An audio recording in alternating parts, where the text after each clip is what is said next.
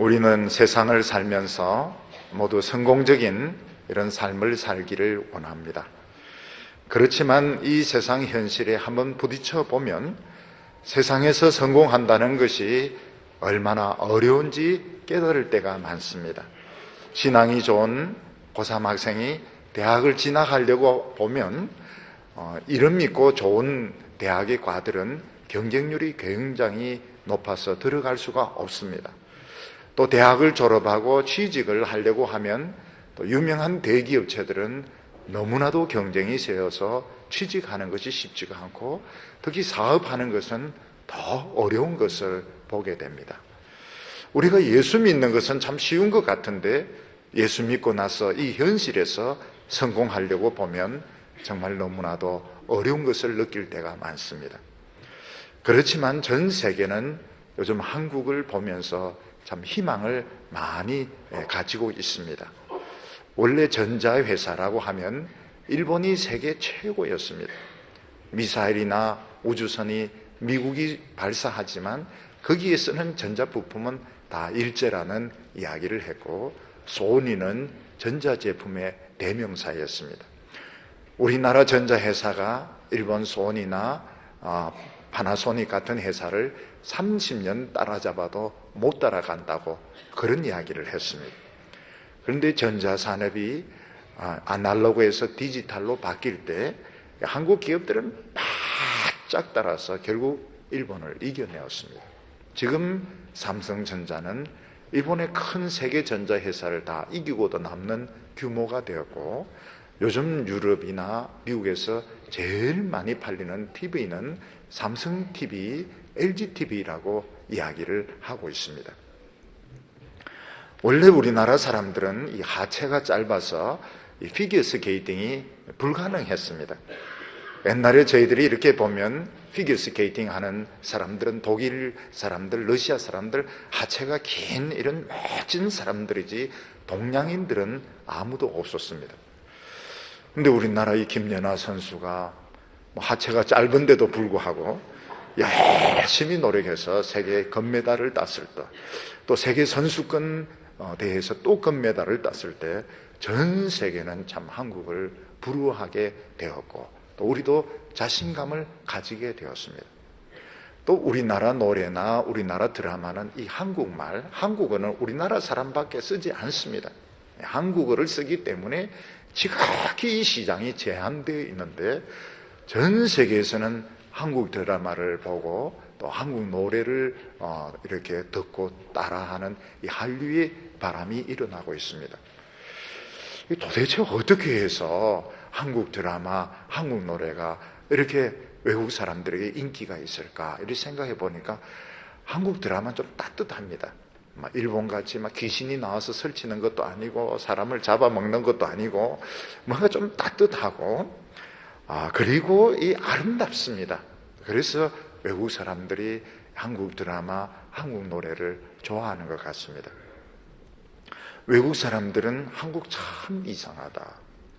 일본 식민지에서 정말 가난할 대로 그 가난했던 그 나라, 정말 아무것도 없던 그 나라에 또 전쟁으로 나라 전체가 잿더미가 된 나라가 어떻게 저렇게 경제적으로 저렇게 성장하며 또 세계적인 국가가 될 수 있었는가?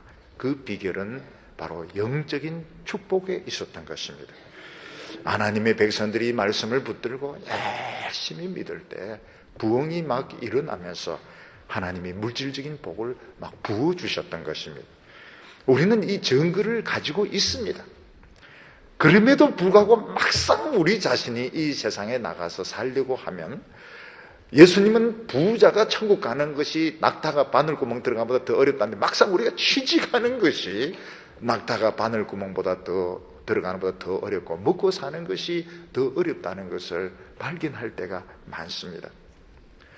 또 세상에서 이렇게 성공하는 사람들 보면 다 나름대로 열심히 노력을 하고 재능도 있고 또 시대적인 이런 요구하고도 잘 맞아떨어지는 것을 볼 수 있는데 우리 거의 대부분의 성도들은 평범한 사람들이고 아무 기술도 없는 사람들입니다. 우리가 어떻게 이 세상에서 성공적인 삶을 살 수 있을까? 하나님께서는 살 수 있다고 말씀하십니다. 하나님께서는 애굽에서 노예 생활하다가 이 광야에서 40년 돌아다닌 이스라엘 백성들, 그들은 기술은 하나도 없습니다. 기술도 없고 학교 문턱에도 가본 적이 없는 사람들입니다. 이 사람들은 기술도 없고 공부한 적도 없고 교양이나 이런 건 배워본 적이 없는 이런 사람들에게 하나님께서는 뛰어난 기술을 가지고 있고 무기를 가지고 있고 또 많은 이런 학식과 경험이 있는 가나안 족속들을 몰아내고 그 땅을 차지하라고 말씀하신 것입니다. 우리나라에 유명한 도둑이 하나 있었는데 어느 날 이 도둑이 회개를 했습니다. 도둑질 했던 거 다 고백을 하고 새 사람이 되었다 이러면서 교회 다니면서 막 간증도 하고 이랬는데 얼마 전에 또 어떤 집 털다가 붙들려 가지고 경찰에 넘어가게 되었습니다. 이걸 보면 참 회개하는 것이 쉽지 않다는 것을 알게 됩니다. 그 사람도 하고 싶어서 했겠습니까? 돈이 없으니까 또 옛날 버릇이 나온 것입니다. 얼마 전에 어떤 엄마는 신문에 글을 쓰기를 우리 딸이 대학에서 공부도 참 잘하고 성적도 좋았는데 대학교 졸업하고 300군데 이력서를 내었지만 취직이 못 되었다, 이런 글을 신문에 적은 것을 볼 수 있습니다. 우리가 이런 이야기를 들으면 야, 정말 이 세상에 적응해서 사는 것이 쉽지가 않구나 하는 것을 알 수가 있습니다. 우리가 하나님의 말씀을 듣고 은혜 받는 것은 마치 비행기를 타고 공중에 올라가는 것 같습니다. 비행기 타고 공중에 올라가면 참 좋습니다. 저 밑에 논이 있고 바다가 보이고 구름이 저 밑에 있습니다. 그렇지만 사람이 공중에 떠 있어 가지고 살 수가 없습니다. 땅에 내려와서 발에 땅을 이제 붙여야지 농사를 짓고 회사를 다녀야 먹고 살 수가 있는데, 만약 비행기는 타는데 활주로가 없으면 올 수가 없는 것입니다.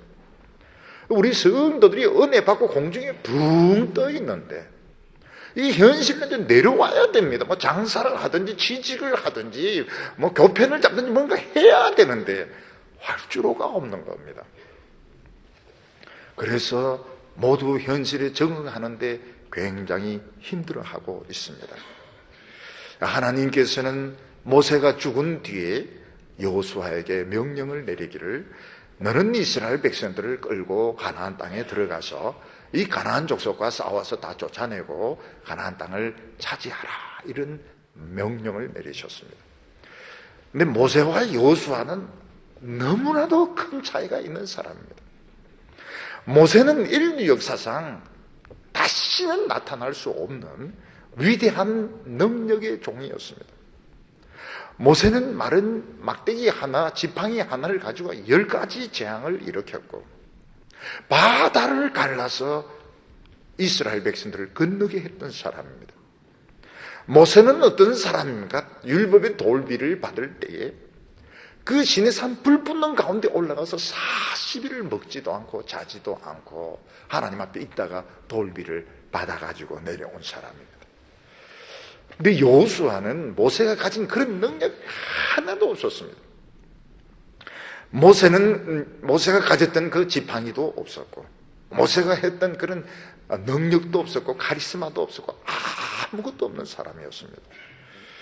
그런데 하나님은 모세도 해내지 못했던 가나안 땅을 정복하는 일을 여호수아에게 하라고 말씀하셨습니다. 어떻게 모세도 해내지 못한 것을 여호수아가 해낼 수 있습니까? 그것은 하나님의 말씀이 있기 때문입니다. 하나님께서는 여호수아에게 너는 모세의 지팡이가 없어도, 모세같이 얼굴에 광채가 없어도 이 하나님 하나 말씀 믿고 들어가면 가나안 땅을 정복할 수 있다고 말씀하셨는데 실제로 여호수아는 가나안 땅을 정복을 했습니다. 오늘 이 말씀은 우리 크리스찬들에게 너무너무 필요한 말씀입니다. 우리가 은혜 받는 것은 참 좋은데 이 현실 속에 파고 들어가서 살려고 보면 너무나도 이 세상에 벽이 높습니다. 한 발자국도 못 들어오도록 막고 있습니다. 하나님의 말씀을 가지면 틈이 보이게 되고 결국 이 세상에 들어가서 성공할 수가 있습니다. 오늘 첫 번째로 하나님은 여호수아에게 새로운 명령을 내리신 것을 볼 수 있습니다. 여호수아 1장 1절과 2절 보면 여호와의 종 모세가 죽은 후에 여호와께서 모세의 시종 눈의 아들 여호수아에게 일러 가라사대 내 종 모세가 죽었으니 이제 너는 이 모든 백성으로 더불어 일어나 이 요단을 건너 내가 그들 곧 이스라엘 자손에게 주는 땅으로 가라고 명령을 하셨습니다. 이스라엘 백성들이 40년 동안 절대적으로 믿고 따라왔던 그 능력의 종 모세가 드디어 죽었습니다.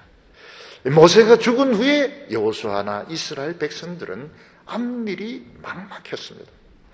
왜냐하면 지금까지 어려운 고비가 생길 때마다 모세는 그것을 다 해결을 할 수 있었습니다.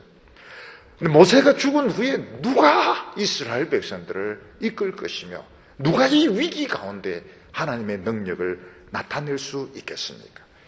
모세가 죽은 후에 하나님의 말씀이 여호수아에게 임했습니다.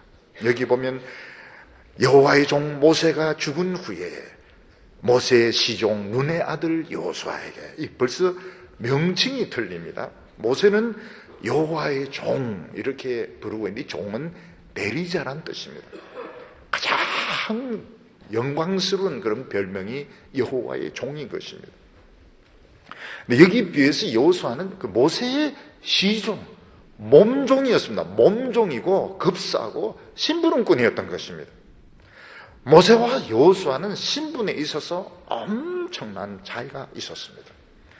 그리고 능력에 있어서도 말할 수 없는 차이가 있었습니다. 모세는 지팡이 하나만 가지고 기적이 일어났는데 그 기적이 보통 기적이 아닙니다. 이 지팡이를 가지고 휘두르면 개구리 수십만 마리가 올라오기도 하고 태양이 어두워져서 캄캄하게 되기도 하고 바다가 갈라지기도 하고 모세가 시내산에 올라가서 하나님 앞에 율법을 받아가지고 왔으니 얼굴에서 막 광채가 나가지고 사람들은 모세의 얼굴을 쳐다볼 수도 없는 그런 강력한 카리스마를 가지고 있었습니다. 근데 여호수아는 모세의 몸종이었습니다. 그래서 모세를 뒷바라지하고 모세의 심부름을 하면서 한평생을 보내었던 것입니다. 여호수아는 모세가 가졌던 능력 중에 단 한 개도 가지지 못했습니다. 하나님께서는 그 능력이 많은 모세도 하지 못했던 가나안 땅을 정복하는 일을 아무 능력이 없는 그 시종에 불과하고 몸종에 불과한 여호수아에게 그것을 해내라고 말씀하고 있는 것입니다. 오늘 여기 말씀 보면 모세가 죽었다 하는 말이 두 번씩이나 나오고 있습니다. 1절에 보면 여호와의 종 모세가 죽은 후에, 2절에 보면 내 종 모세가 죽었으니 이렇게 말하고 있습니다. 모세가 죽은 것은 여호수아나 이스라엘 백성들에게 큰 충격이었던 것입니다. 여호수아나 이스라엘 백성들은 모세가 죽었기 때문에 우리는 아무것도 할 수 없다. 우리는 가나안 땅에 들어가지도 못하고 애굽으로 돌아가지도 못하고 우리는 완전히 공중에 떠 있게 되었다. 이런 생각을 할 수도 있었습니다. 근데 중요한 것은 모세는 죽었지만 하나님은 죽지 않았다는 것입니다. 또 모세가 가졌던 그 능력이 모세의 능력이 아니고 하나님이 빌려준 능력이었다는 것입니다. 바로 이것이 우리가 인간을 의지하는 것과 하나님을 의지하는 것의 차이입니다. 우리가 사람만 바라보고 사람을 의지하면 그 사람이 없어지거나 그 사람이 죽어버리거나 그 사람이 배신하면 할 수 있는 것이 아무것도 없습니다. 그 사람이 돈이 있었는데, 그 사람이 일을 시작했는데, 그 사람이 모든 일을 다 했는데 그 사람이 없어졌으면 할 수 있는 것이 아무것도 없습니다. 근데 우리가 하나님을 바라고 하나님을 의지하면 사람이 있든지 없든지 차이가 없습니다. 왜냐하면 모세는 죽어도 하나님은 살아계셨고 모세는 죽었지만 그 능력은 여전히 하나님께 있기 때문에 모세가 없으면 내가 능력 받으면 되는 겁니다. 요수아가 능력을 받으면 되는 것이고 갈렙이 능력을 받으면 되는 것이지, 사람이 없기 때문에 하나님의 일을 못한다, 그런 생각을 할 필요가 없는 것입니다. 그래서 우리 성도들은 자꾸 이 사람을 의지하고 사람을 붙잡으면 안 됩니다. 그러면 그 사람 죽으면 자기도 죽어야 되는 겁니다. 그런데 하나님을 의지하면 하나님이 그 사람을 쓰신 것입니다. 그래서 우리나라에도 보면 유명한 이런 하나님의 종들인데 너무 죽고 난 뒤에 뭐 말도 많고 있는데 그래 할 필요가 없어요. 그건 하나님이 그 사람을 그렇게 쓰신 것이고 그 사람은 그렇게 사용된 것이지, 사실은 위대한 분은 하나님이신 것입니다. 그 사람이 이제 죽었으면 내가 능력 받으면 되는 거, 내가 하면 되는 것이지, 왜 죽은 사람 무덤을 꾸미고 뭐 거기에 난리를 치고 그렇게 할 필요가 없는 것입니다.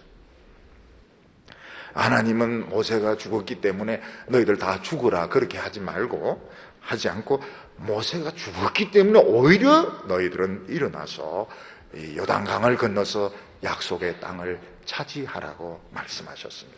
왜냐하면 모세의 사명과 너희의 사명이 틀리다고 말씀하시는 겁니다. 모세의 사명이 무엇입니까? 노예 상태에 있는 이스라엘 백성들을 거기서 끄집어내어서 가나안 입구까지 데리고 오는 것이 모세의 사명입니다. 그래서 이스라엘 백성들을 붙들고 있는 애굽의 세력을 깨려니까 강한 능력이 필요했습니다. 철조망을 부수는 능력이 필요했고, 또 이스라엘 백성들은 노예이기 때문에 말을 안 듣습니다. 그러니까 그들을 끌고 오려면 강한 카리스마가 필요했던 것입니다. 근데 이제는 시대가 달라졌습니다. 이제는 이스라엘 백성들 각자가 하나님의 말씀을 듣고 순종하는 때가 오게 되었습니다. 그래서 여호수아는 그런 능력의 지팡이가 필요가 없고 얼굴에서 빛나는 것도 필요가 없고, 지금 이스라엘 백성들 각자가 하나님의 말씀을 알아듣고 있기 때문에 말씀 붙들고 나가면 훨씬 더 어려운 일을 해낼 수가 있는 것입니다. 그래서 새로운 시대는 언제부터 시작되는가 하면 모세가 죽은 후부터 시작이 되는 것입니다. 모세는 율법의 대표자였습니다. 모세는 이스라엘 백성들에게 아무것도 없는 가운데 우리가 하나님의 말씀을 순종해야 된다 하는 것을 가르쳐준 선생이었습니다. 근데 여호수아는 이제 이 말씀을 가지고 우리 현실 속에 들어가서 우리가 현실을 이겨야 된다, 이 세상을 바꿔야 된다, 그런 사명을 여호수아와 이스라엘 백성들은 가지고 있었습니다. 그래서 여호수아는 지팡이도 없었습니다. 얼굴에 빛나는 광채도 없었습니다. 그냥 율법의 두루마리 책 이거 하나 가지고 들어갔을 때 요단강이 갈라지고 여리고성이 무너지고 가나안 땅을 정복할 수 있었던 것입니다. 오늘 우리의 시대는 바로 이 여호수아의 시대입니다. 하나님의 말씀을 내가 믿고 순종할 때 능력이 나타나게 됩니다. 어떤 강한 어떤 지도자를 의지하는 것이 아니고 우리 각자가 하나님의 말씀을 깨닫고 순종할 때 하나님은 우리에게 위대한 축복을 주시는 것입니다. 오늘 두 번째로 하나님은 여호수아에게 하나님의 약속을 확인시켜 주셨습니다. 하나님께서는 여호수아에게 이제 모세가 죽었으니 이스라엘 백성들을 데리고 요단강을 건너서 가나안 땅으로 들어가라 이렇게 하시면서 어떤 방법으로 주실지는 말씀하지 않았습니다. 단지 여호수아에게 모세에게 약속하셨던 것을 확인시켜 주셨습니다. 그 하나가 무엇인가 하면 하나님은 옛날 모세에게 너희 이스라엘 백성들이 발로 밟는 땅은 다 주겠다고 약속하셨다는 것입니다. 3절에 보면 내가 모세에게 말한 바와 같이 물은 너희 발바닥으로 밟는 곳을 내가 다 너희에게 주었노라. 하나님은 여호수아와 이스라엘 백성들에게 뭐라고 말씀하십니까? 가나안 땅 정복하는 거 어렵게 생각하지 마라. 그냥 발바닥으로 밟으면 다 줄 테니까 밟기만 해라는 것입니다. 우리 어릴 때 보면 밟아라. 뭘 밟으면 애 엎어놓고 막 발로 밟으면서, 그건 나쁜 짓이죠. 하나님께서는 여호수아에게 그냥 너희들 신경 쓰지 말라. 그냥 가나안 땅 들어가서 밟으면 지근 밟으면 내가 다 줄 테니까 너희들은 그냥 땅을 밟고 돌아다니기만 해라. 그렇게 말씀하셨습니다. 만약 하나님께서 오늘 우리들에게도 너희 뭐 신경 쓰지 마라. 그냥 발로 밟기만 하면 주겠다. 그러면 이제 청년들은 공부 안 합니다. 운동화끈 딱 짜매고 삼성 가서 막 밟고 돌아다니고 주차장도 밟고 그러다 이제 쫓겨나죠. 하나님은 밟으면 준다고 했는데 왜 쫓겨날까? 고3 학생들도 이제 공부 안 합니다. 운동화끈만 딱 잡아매고 그리고 서울대학교 뭐 자기 들어가고 싶은 학교 하버드 가서 막 마당을 막 밟으면 어떻게 될까요? 미친놈 소리 들을 겁니다. 가끔 보면 어떤 교회가 남의 빈 땅이 생기면 막 성가대 가운 입고 막 돌고 이러는데 그렇게 하면 안 돼. 왜 남의 땅을 욕심을 냅니까? 남의 땅. 안 그래도 불안한데 가운 입고 손잡고 막 빙글빙글 돌면은 그 동네 사람들 얼마나 불안하고 초조하겠습니까? 우리가 생각하기엔 참 쉬우고 가나안 땅 어렵게 생각하지 마라. 발로 밟으면 된다. 근데 그게 쉽지가 않은 겁니다. 왜 쉽지가 않습니까? 밟아도 안 된다는 걸 다 알고 있는 겁니다. 밟는다 해서 내 땅이 될 리가 없고 전쟁을 해서 이겨야 되는 것이지 밤에 가서 발로 밟고 온다고 해서 그 땅이 저절로 넘어올 리가 없는 것입니다. 또 가난한 사람들이 발로 밟도록 내버려 두지도 않습니다. 우리가 뭐 다른 회사 차지하고 싶다 해서 들어가서 막 밟는다면 그 경비들, 시큐리티들이 가만히 있습니까? 막 쫓아내버리죠. 그래서 이게 쉽지가 않습니다. 하나님은 참 쉽게 이야기하십니다. 참 쉽다. 그런데 해보면 쉽지가 않습니다. 가끔 교인들 보면 이 코 수술하는 분들 있지 않습니까? 의사 선생님이 이야기를 합니다. 쉽습니다. 굉장히 쉽습니다. 그냥 탁 이렇게 뚫으면 됩니다. 나중에 막 욕을 있는 대로 하면서 막 이렇게 아플 줄 몰랐다는, 코를 막 이만큼 뚱뚱 부어가지고 막 씩씩거리면서 의사에게 막 따집니다. 아프지 않다고 쉽다. 근데 왜 아프냐? 이렇게 하면 의사가 뭐라고 합니까? 사실대로 이야기하면 수술 안 하니까 그런 거라고 이야기하죠. 쉽다고 이야기했는데 보니까 아마 아파서 죽을 지경입니다. 하나님께서는 여호수아와 이스라엘 백성들에게 가나안 땅 찾아가 쉽다. 그냥 가서 발로 지근지근 밟기만 해라. 그러면 다 주겠다. 그런데 압니다. 다 압니다. 밟는다 해서 되지도 않고 밟으면 미친놈 취급당하고 가난한 족속들이 밟는다고 밟는 것을 내버려 둘 리도 없는 것입니다. 그럼 이 발로 밟는다는 게 이게 무슨 뜻입니까? 발로 밟는다. 이게 무슨 뜻입니까? 우리가 이걸 그냥 무조건 밟기만 하면 참 좋은데 서문시장 가서 막 밟고 칠성시장 가서 막 밟고 이렇게 하면 다 맺게 된다면 얼마나 좋은가. 안 되는 줄 아는 겁니다. 발로 밟는다는 걸 이제 해석이 필요한 겁니다. 발로 밟는다 하는 것은 너가 미리 된다 안 된다 판단하지 말라는 것입니다. 하나님이 밟으라 그러면 밟는 것이고 하나님 밟지 마라 그러면 안 밟으면 되는 거예요. 무슨 말인가 하면 너가 미리 겁을 집어먹어서 이거는 안 되겠다 이렇게 해서 물러서지 말고 또 너가 가지고 싶다 해서 막 덤벼들지도 말고 하나님께서 시키는 대로 해라. 이 해석이 필요한 것입니다. 그래서 하나님께서는 모세나 여호수아에게 일을 시키기 전에 무엇부터 시키셨습니까? 내 발에서 신을 벗어라 이렇게 말씀하셨습니다. 내 발에서 신을 벗는다고 하는 것은 네가 주인이라고 생각하지 말고 네가 가고 싶은 곳으로 막 돌아다니지 말고 옛날에 이 종들은 다 맨발이었습니다. 주님이 시키는 대로 따라오기만 하면 된다고. 모세는 발에서 신발을 벗는데 40년이 걸렸습니다. 어릴 때부터 치면은 80년이 걸렸던 것입니다. 그동안 모세는 자기 샌들을 신고 애굽에서 만드는 멋진 이런 나이키 샌들, 애굽에서 나이키가 나왔나요? 멋진 신발 신고 막 돌아다녔습니다. 40년 지나면서 애굽 샌들 다 떨어지고 저절로 맨발이 되었을 때 하나님께서는 그래, 네가 그렇게 설쳐보니까 어떠냐? 주여, 아무것도 안 됐습니다. 그래, 그러면 너 신발 벗고 너는 내 시키는 대로 따라오너라. 주님이 시키는 대로 가니까 일이 되는 겁니다. 오늘 우리 성도들은 미리 판단을 해서는 안 됩니다. 미리 판단을 해서는 안 됩니다. 주님이 해라 그러면 하면 되는 것이고, 하지 마라 그러면 안 하면 되는 겁니다. 그러면 이제 주님의 뜻대로 땅을 밟게 되는 것입니다. 여호수아는 지금까지 지금 그 훈련을 한 겁니다. 여호수아는 모세의 몸종이었습니다. 여호수아는 자기 생각이 없습니다. 그냥 모세가 시키는 대로 했습니다.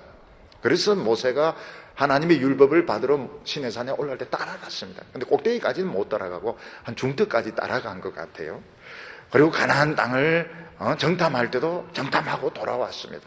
아말렉과 싸울 때도 싸웠습니다. 근데 싸우는 주체는 하나님이었습니다. 모세가 손을 들면 여호수아에게 막 힘이 생기고, 모세가 팔이 아파서 팔을 내리면 막 아말렉 족속들이 막 힘을 내고, 그런 체험들을 했던 것입니다. 하나님께서 오늘 우리에게 말씀하시는 것은 세상을 너무 우습게 알아서도 안 됩니다. 경험 없는 크리스찬들은 너무 세상을 우습게 합니다. 내 생각대로 내 머리대로 다 될 줄 압니다. 택도 없는 소리입니다. 택도 없는 소리. 그리고 너무 두려워하는 사람들이 있습니다. 한두 번 실패하고 난 뒤에는 아무것도 안 하려고 하는 사람들이 있습니다. 주님께서는 그렇게 하지 말고, 너가 미리 결론을 내리지 말고 내 발에서 신을 벗어라. 그리고 하나님의 뒤를 따라서 졸졸 따라오면서 막 밟으면 거기 너의 땅이 된다는 것이지, 괜히 남의 땅에 담치게 해서 막 밟고 돌아다니면 결국은 경찰에 붙들려 가게 되는 것입니다. 하나님께서 모세와 여호수아에게 요구하신 것은 내 발에서 신을 벗어라. 너는 맨발로 나를 따라와야 된다고 했습니다. 그리고 그 발로 하나님 앞에서 내 신을 벗었을 때 그 발은 축복의 발이 되는 것이고 약속의 발이 되는 것이지, 내 야망, 내 욕심을 가지고 막 계획을 세우고 일을 벌렸을 때 하나님은 책임을 안 져주십니다. 사실은 많이 책임져 주시지만 사실은 하나님 기뻐서 해주는 거 아닙니다. 어떤 사람 보면 이런 자기가 다 벌려놓고 하나님 뒤에서 수습을 해주십니다. 그렇지만 하나님 좋아서 그거 하는 거 아닙니다. 그러면서 하나님께서는 4절에 곧 광야와 이 레바논에서부터 큰 하수 유브라떼에 이르는 해쪽 속의 온 땅과 곧 해지는 편 대까지 너의 지경이 되리라 하면서 그들이 정복할 범위를 말씀하셨습니다. 하나님께서는 여호수아와 이스라엘 백성들에게 전 세계를 정복하라 이런 말씀을 하시지 아니하셨습니다. 그렇게 할 수도 없고 그렇게 할 필요도 없었습니다. 지금 이 땅만 해도 너무 컸고 이 땅을 결국 차지하지 못합니다. 결국 한 번도 차지하지 못합니다. 단지 지배하에 두었던 것이 다윗과 솔로몬 때 겨우 지배하에 두었지 한 번도 이 땅을 다 차지한 적은 없었습니다. 하나님께서 이스라엘 백성들에게 너무 좁은 것을 보지 말라는 것입니다. 우리는 눈앞에 있는 요게 전부라고 생각하면 싸우게 됩니다. 어떤 분은 교회 안에서 막 직분 가지고 막 이렇게 싸우려고 하는데 그거는 굉장히 좁은 생각입니다. 아주 넓은 세계가 있고 하나님의 은사는 부족한 것이 없습니다. 어떤 사람이 아무리 복을 많이 받아도 내 것은 남아있고 손해보는 게 없습니다. 그래서 우리는 다른 사람이 성공하고 다른 사람이 많은 복을 받는 것에 대해서 시기할 필요가 없습니다. 그 사람이 아무리 복을 많이 받아도 내 복은 또 따로 있습니다. 사도 바울 같은 경우에는 그 당시 헤게모니는 예루살렘 그 12제자들이 다 쥐고 있었습니다. 근데 사도 바울은 자기는 이방인에게 가기로 했고, 그리고 할 수 있는 대로 예루살렘 사도들이 전도한 것은 자기가 들어가지 않았습니다. 그러면서 사도 바울이 개발했던 것이 뭔가 하면 나의 복음, 마이 가스펠, 나의 복음을 개발했는데 이게 구원론의 이제 핵심되는 이걸 개발을 해내가지고 갈라디아서라든지 로마서를 통해서 밝혔는데 오늘 기독교의 기초가 되고 있는 것입니다. 그러면서 하나님은 한평생 너를 당할 자가 없을 것이라고 말씀하셨습니다. 5절에 너의 평생에 너를 능히 당할 자 없으리니 내가 모세와 함께 있었던 것 같이 너와 함께 있을 것이니라. 내가 너를 떠나지 아니하며 버리지 아니하리라. 이렇게 말씀하셨습니다. 모세와 함께 있었던 것처럼 너와 함께 있겠다. 하나님이 우리에게 주시는 최고의 약속이 무엇인가 하면 뭐도 집도 주고 차도 주고 큰 빌딩도 주고 이게 아닙니다. 하나님이 우리에게 주시는 최고의 약속은 내가 너와 함께 있겠다. 이게 최고의 약속입니다. 내가 너와 함께 있겠다 하는 것은 내 모든 것을 다 가지라는 뜻인 것입니다. 여호수아는 모세를 이렇게 섬기면서 그걸 다 봤습니다. 하나님이 함께 하시는 것이 어떤 것인지, 이거는 이 세상에 있는 것이 아니었습니다. 모세의 능력은 이 세상 능력이 아니었습니다. 바로의 능력이나 이 세상 정치인들의 능력이 아니에요. 어느 누구도 경험하지 못하는 능력과 축복을 막 퍼부어 주시고 무한정으로 하나님의 능력을 무한정으로 빌어서 쓰는 것을 보게 되었습니다. 그러면은 여호수아가 죄짓고 교만해도 하나님은 늘 함께 있어야 될까요? 그렇지 않습니다. 그러면은 이제 갈등이 생기게 됩니다. 하나님이 쉽게 버리시지는 않지만 죄짓고 교만하면 어느 순간 떠날 때도 있습니다. 그러나 여호수아가 부족하다고 해서, 여호수아가 무식하고 능력이 없다고 해서 하나님은 절대로 버리지 않습니다. 우리 속담에 보면 넘치는 것보다는 모자라는 것이 낫다, 그런 말을 하는데 신앙생활을 해보면 그게 참 마음에 와닿을 때가 많습니다. 그냥 넘쳐버리면 막 바닥에 국물 떨어지고 그걸 또 닦아야 되고 주워 담아야 되고 굉장히 일이 큽니다. 그런데 좀 부족한 것은 좀 더 넣으면 되는 것입니다. 하나님께서는 우리가 좀 미련하다고 해서 깨닫지 못한다고 해서 떠나거나 버리거나 이렇게는 절대로 안 합니다. 문제는 이 넘치는 게 문제는 넘치는 것이, 너무 끼가 넘치고 너무 아이디어가 넘쳐서 하나님을 앞질러 갈 때 이걸 이제 주워 담으려고 하면 이 문제가 굉장히 복잡해지게 되는 것입니다. 하나님께서는 여호수아에게 지팡이를 주지 아니하고 얼굴에 빛나게 하지 아니하고 세 가지를 약속을 하셨는데 내가 밟는 땅은 다 주겠다. 그 대신에 신발은 벗어야 된다고 말씀하셨습니다. 하나님은 가나안 땅 전체를 주시겠다고 약속하셨습니다. 그리고 모세와 함께 있었던 것처럼 너와 함께 있겠다. 우리 성도님들 중에서는 하나님이 함께 있겠다 이러면 하나님 함께 있지 말고 그냥 현찰로 주실 수가 없을까요? 돈으로 한 1억 정도 주세요. 그게 손해보는 겁니다. 현찰이 손해입니다. 그냥 하나님 그냥 같이 있는 것이 더 낫습니다. 오늘 세 번째로 하나님은 여호수아가 해야 될 것이 무엇인지 말씀하셨습니다. 6절에 보면 마음을 강하게 하라, 담대히 하라. 너는 이 백성으로 내가 그 조상에게 맹세하려 주리라 한 땅을 얻게 하리라. 오늘 성경을 보면 강하고 담대해란 말이 3번씩 나오게 됩니다. 이것을 보면 여호수아가 가나안 땅을 정복하기에 앞서서 얼마나 두려워할 수밖에 없었는가, 얼마나 그 마음이 약할 수밖에 없었는가 하는 것을 느낄 수가 있습니다.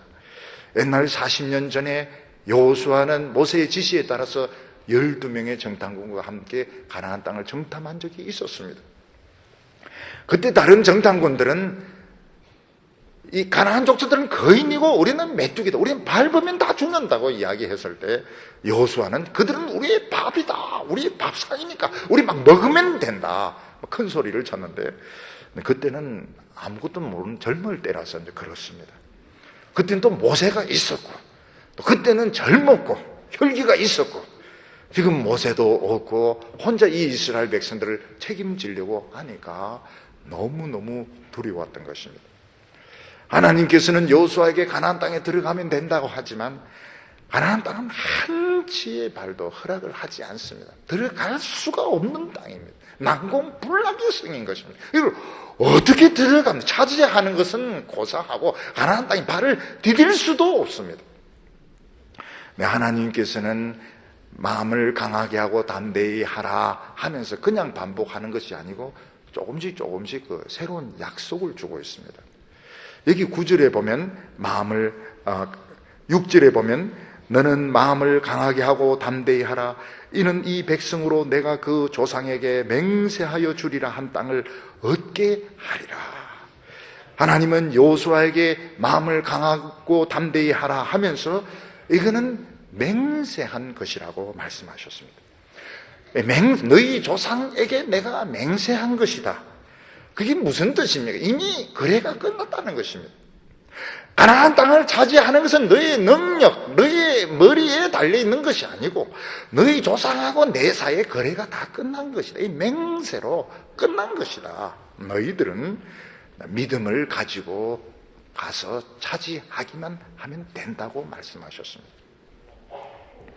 예를 들어서 어떤 호텔에서 이렇게 식사를 할 때 보면 식사 같은 거 미리 패키지로 다 거래가 끝난 경우가 있습니다. 하루 3끼 다 끝나면 그냥 먹으면 되는 것입니다. 식사 때마다 가서 먹어도 됩니까 안 됩니까 물어볼 필요가 없고요. 또 외국에 여행을 다닐 때 보면 그 여행사하고 패키지로 다 거래가 이제 끝났습니다. 끝났으면 그냥 다니는데 비행기 태워주면 비행기 타고 배 태워주면 배 타고 그리고 음식 주면 먹고 맛없는 거 주면 안 먹고 이렇게 하면 되는 겁니다. 하나님께서 뭐라고 하면 이건 거래가 이미 끝난 것이기 때문에 그냥 너희들은 그냥 약속을 믿고 들어가서 차지하면 된다. 이거는 너와 나와의 관계가 아니고 너희 조상과 나와의 관계인데 이 거래가 이미 맹세로 끝났다, 확정이 되었다 이렇게 말씀하고 있습니다. 우리가 하나님의 축복을 받고 성령 충만 받는 것은 우리의 공로에 달리지 않습니다. 우리가 다른 종교를 보면 참 정말 우리가 너무 뒤떨어지는 것 같습니다. 종교인들도 보면 벌써 복장도 틀리고 기도도 많이 하고 선행도 많이 하고 기도문도 많이 외우고 이러는데 우리는 그냥 예배 시간도 빠질 때도 빠지고 기도도 안 하고 이래도 되겠는가? 거래가 끝났습니다. 하나님하고 예수님 사이의 거래가 그냥 끝나고 우리는 무한정으로 성령 충만, 지혜 충만, 능력을 받게 돼 있고 우리가 이 세상에서 아름답게 사는 것도 이미 거래가 끝난 것입니다. 그냥 부딪혀서 들어가면 되는 겁니다.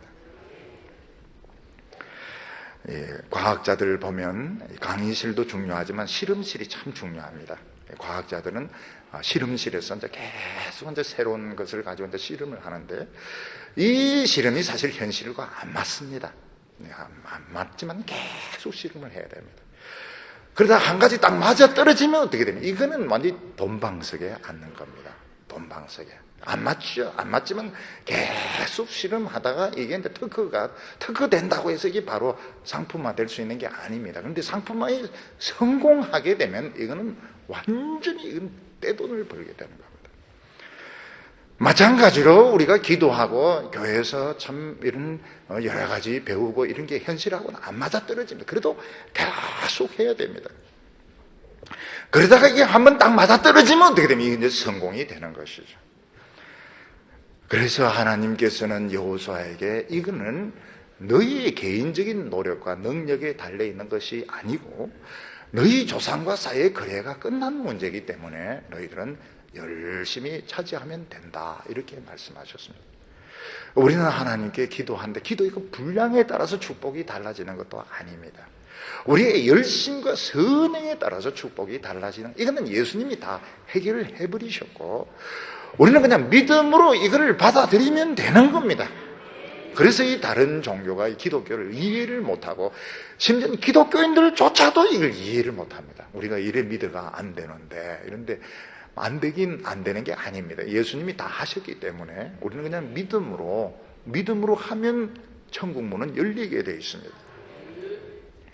아이가 귀신 들렸을 때 아버지가 예수님에게 와서 하실 수 있거든 좀 도와주세요. 이러니까 예수님이 할 수 있거든이 무슨 말이냐? 믿는 자에게 능치 못함이 없느니라 이렇게 말씀하셨고, 예수님은 제자들에게 기도 외에는 이런 유가 나갈 수 없느니라. 이중부정은 강한 긍정입니다. 기도 외에는 이런 유가 나갈 수 없는데, 기도하면 반드시 나가게 되어 있습니다. 기도하면 전쟁이 못 터지게 되어 있고, 기도하면 부흥이 일어나게 되어 있고, 기도하면 축복이 오게 되어 있습니다. 반드시 오게 되어 있습니다. 이것은 거래가 끝난 문제인 것입니다. 여호수아가 하나님의 말씀대로 이렇게 순종하면 막 욕도 무지무지하게 얻어먹습니다. 종이 해야 될 건 욕 얻어먹는 거예요. 왜 주의 일 하면서 욕을 안 얻어먹으려고 그래 인기를 얻으려고 그래 칭찬을, 그게 무슨 종입니까? 그 지가 주인이지. 왜 목사나 교주의 종들이 뭐 자꾸 사람들에게 인정을 받고 칭찬받을, 그거는 종이 할 자세가 아니죠. 하나님의 말씀 가지고 나오면 사람들이 우습게 알고 욕도 많이 하고 막 이렇게 합니다. 나중에 지나고 보면 그 욕이 없어지게 돼요. 하나님의 능력이 나타나기 때문에 욕이 없어지게 됩니다. 그리고 하나님은 여호수아에게 뭐라고 너는 그냥 율법의 말씀을 붙들기만 하면 된다고 했습니다. 너 딴 거 신경 쓰지 말고 율법의 말씀을 붙들기만 해라. 7절에 보면 오직 너는 마음을 강하게 하고 극히 담대히 하여 나의 종 모세가 내게 명한 율법을 다 지켜 행하고 좌로나 우로나 치우치지 말라. 그리하면 내가 어디로 가든지 형통하리라. 하나님은 여호수아에게 네가 신경 써야 될 것은 딴 것이 아니고 뭐 가나안 땅의 지리라든지 뭐 군수라든지 이런 게 아니고 모세의 율법의 말씀, 그걸 꼭 붙들고 그 말씀을 지키기만 하면 된다고 말했습니다. 우리가 이해가 안 되는 것이, 여호수아는 지금 전쟁을 하는 사람인데, 전쟁을 하는 사람이 전쟁 준비는 안 하고 율법만 줄줄 읽고 있으면 적이 저절로 와서 죽어주느냐는 것입니다. 여호수아가 율법책을 전쟁터에서 다 읽었는데 적들이 한 명씩 와서 칼에 탁 찔러주고 창에 찔러주고 지가 돌머리 때려가지고 죽어주고 이러면 좋겠는데, 세상에 그런 전쟁이 어디 있습니까? 전쟁은 또 전쟁대로 해야 되는 것입니다. 율법의 말씀을 붙들라 하는 것은 이 전쟁에 이기고 지는 것보다 하나님이 더 중요한데, 하나님께서는 그들이 율법을 사랑하고 지키는 것을 제일 좋아하시고 기뻐하십니다. 그래서 전쟁은 전쟁대로 해야 되지만 그들이 율법의 최우선순위를 둘 때 하나님은 그냥 온 힘을 다해서 그들을 도울 수가 있는 것입니다. 마찬가지로 우리 학생들이 공부를 할 때 보면 공부도 해야 됩니다. 뭐 성경책만 읽고 뭐 이렇게 해가지고 대학교 들어갈 수는 없습니다. 공부도 해야 되지만 신앙의 최우선순위를 둘 때 하나님은 그들을 도와주십니다. 제가 이렇게 보면 학생들이 공부하는데 제일 실패하는 이유가 뭔가 하면 너무 공부에 욕심을 많이 두는 겁니다. 예를 들면 책도 너무 두꺼운 책들 많이 갖다 놓고 그 공부를 다 못하는 것이죠. 이 책 앞에 조금 하고 저책 좀 앞에만. 영어는 항상 명사, 명사, 명사. 그 동사에서 시험 나오면 다 틀리는 겁니다. 수학도 마찬가지로 앞에 로그 뭐 이런 거 하다 나중에 미분적분 나오면 다 틀려. 왜냐하면 책이 두꺼우니까요. 보니까 욕심으로 이걸 소화를 못 해내는 거예요. 소화를 못 해내는 겁니다. 네, 하나님의 말씀을 이렇게 좀 배우고 이렇게 하면 겸손한 마음이 들어가지고 그런 두꺼운 책 택하지 않고 책을 작은 여러 가지를 반복해서 이렇게 하면 전체적인 것을 이제 숙지하게 되니까 벌써 실력이 딱 올라가게 됩니다. 이스라엘 백성들이 하나님의 말씀이 없으면 그 세상 일에 욕심을 가지고 이제 덤벼들게 되는데, 그러면 이제 공부가 두렵습니다. 박사 논문이 두렵고 고시가 두려우면 일단 안 되는 겁니다. 운동 경기를 할 때 상대방이 굉장히 크게 보면 진 겁니다. 그래서 심리적인 에서 진 겁니다.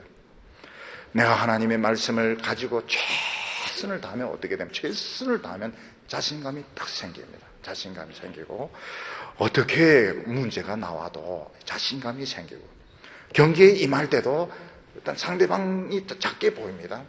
작게 보이고 그렇게 해서 덤벼들면 이기는 것이죠. 책도 너무 두꺼운 책 가지고 벌벌 떨고 이러면 책 결국 못 읽습니다. 이게 뭔데 인간이 쓴 건데 에이 막 밑줄 긋자 막 이렇게 밑줄도 긋고 뭐 이렇게 하면 책이 이렇게 다 읽어지게 되는데 너무 이 좋은 책 가지고 벌벌 떨고 그냥 꼽아 놓기만 하면 공부가 안 되는 것이죠. 하나님께서는 너희들이 많은 노력을 하는 것보다 내 능력을 끌고 와야 되는데, 하나님은 어떤 사람을 제일 좋아합니까? 말씀을 좋아하는 사람을 제일 좋아합니다. 뭐 체험을 해가 눈이 뭐 희떡 뒤집어지고 이런 사람들보다도 그런 사람들 또 남을 정죄하는 거 보면 또 대단합니다. 또 많은 봉사하는 사람들 보면, 그리 봉사하는 사람들 보면 막 또 저주를 해야 됩니다. 그 하나님 싫어하세요. 성경을 좋아하는 사람은 자기가 한 것이 아무것도 없기 때문에 남을 비판할 것도 없습니다. 설교 말씀 듣고 주는 국수 먹고 이렇게 했기 때문에 늘 죄인이죠. 하나님은 그런 사람을 이제 좋아하시는 겁니다. 그리고 하나님의 말씀 자체가 창조의 능력이 있습니다. 이 세상을 이겨내려면 모방을 해가지고는 안 됩니다. 창조를 해내야 되는데 하나님의 말씀은 창조하는 능력이 있습니다.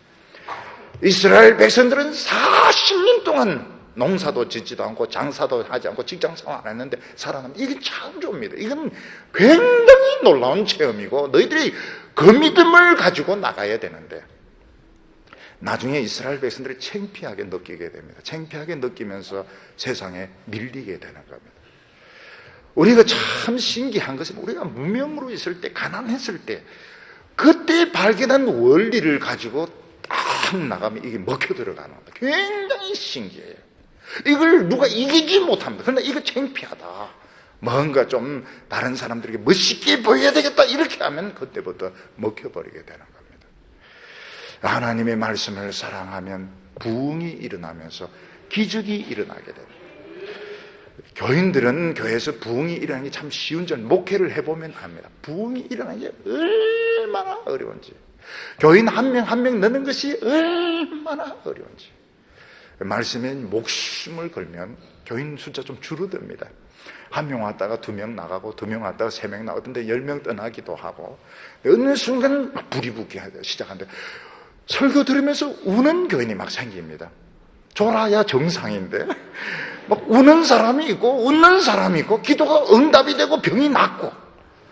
교회가 거기에 있어야 됩니다. 교회가 거기에 기도가 응답이 되고 병이 낫고 기적이 일어날 때 정말 하나님이 살아계시는구나, 그러면서 축복이 임하게 되는 것입니다. 하나님께서는 여호수아에게 좌로나 우로나 치우치지 말라, 이 말씀 똑바로 가라고 말했습니다.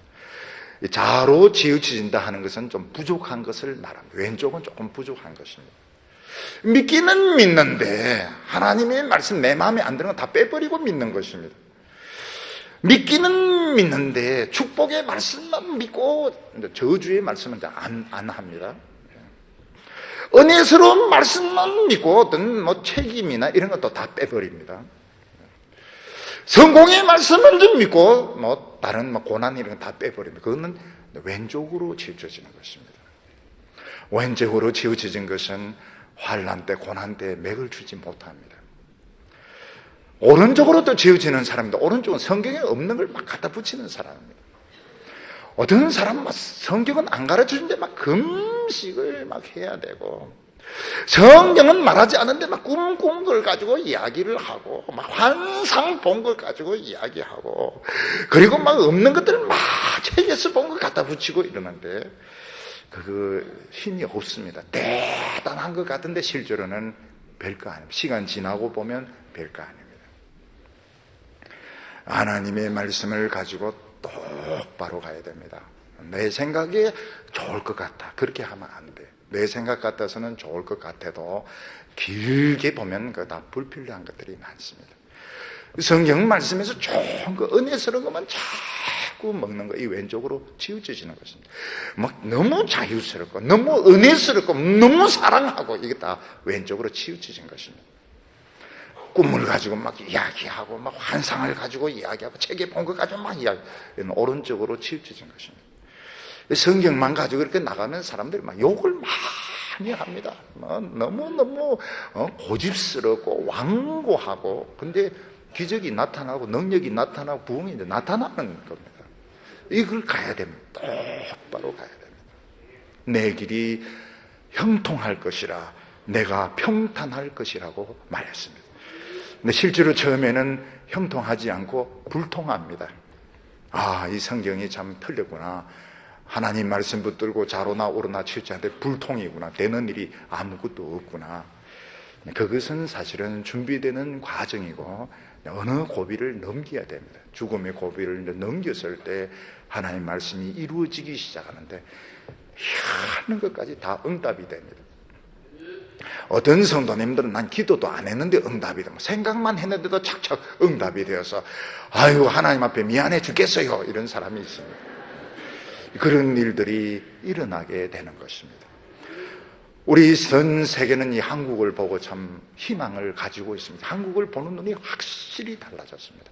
외국에 여행을 해보면 한국을 보는 눈이 옛날하고는 많이 달라진 것을 느낍니다. 그것은 신앙의 부흥이 있었기 때문입니다. 그 신앙의 핵심을 오늘 우리가 가지고 있습니다. 오늘 주님께서 우리에게 말씀하시기를 세상을 우습게 여기지도 말 것이지만 너무 두려워하지도 말라고 했습니다. 내 발을 밟는 곳은 다 주겠다고 약속하셨습니다. 먼저 발에서 신을 벗으시기를 바랍니다. 맨발이 되시기를 바랍니다. 그리고 이 말씀을 붙들고 어디를 가든지 가야 됩니다. 가시밭길도 있고 골짜기발도 있고 사망의 엄침한 이런 길도 있지만 끝까지 갈 때 하나님께서 우리 성도들에게 최고의 축복의 삶을 주실 줄 믿습니다. 기도드리겠습니다. 거룩하신 하나님 아버지, 참으로 가난했고 잿더미가 되었던 이 우리나라를 사랑하여 주셔서 오늘 너무나도 많은 복을 주셨고 전 세계 많은 사람들에게 희망이 되게 하여 주심을 감사합니다.